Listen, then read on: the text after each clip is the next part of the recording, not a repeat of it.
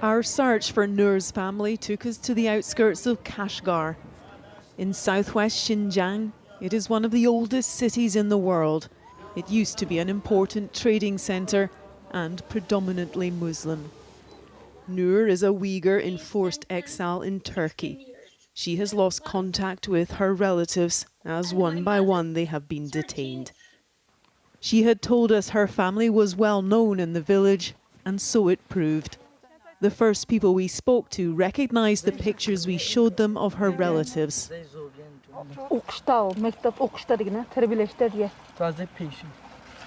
The young boy started to lead us to their house, but was soon told off by the first group of local men who arrived on the scene. So we followed Noor's directions, and a young girl confirmed we were in the right place.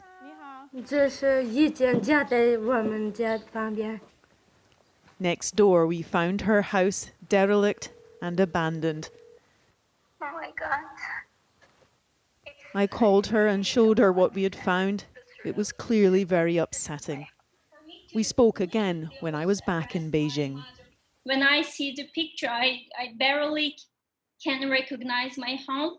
And maybe the same thing will happen when I saw my parents and my brothers.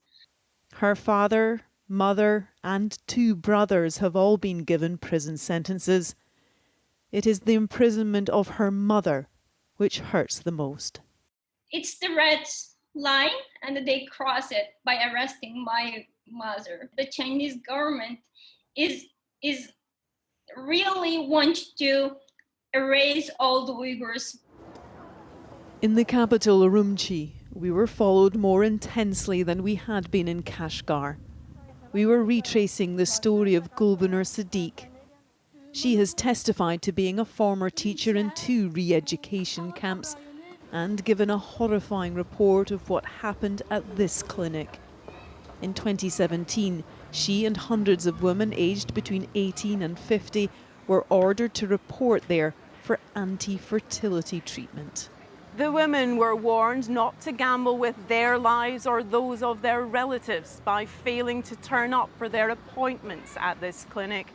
Hundreds were left traumatised and in agony after having contraceptive devices forcefully inserted into their wombs. Mesela ben Tunuyduğum özlem bildiğim köygen kız ayarlarınki %90%'ının umumyüzlük üzük saldırgan yoki tug'maslik operatsiyasi qildirganligiga o'zim shohid bo'la olmayman, ham shunga o'zim guvohlik bera olmayman.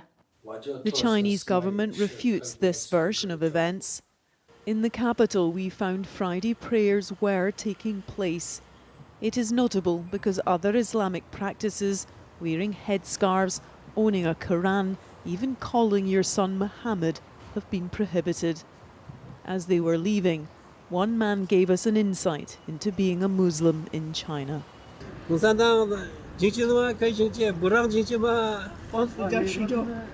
He is free to shrug his shoulders and accept government control. But there are hundreds of thousands of his fellow Uyghurs whose rights, lives and liberty have been stolen.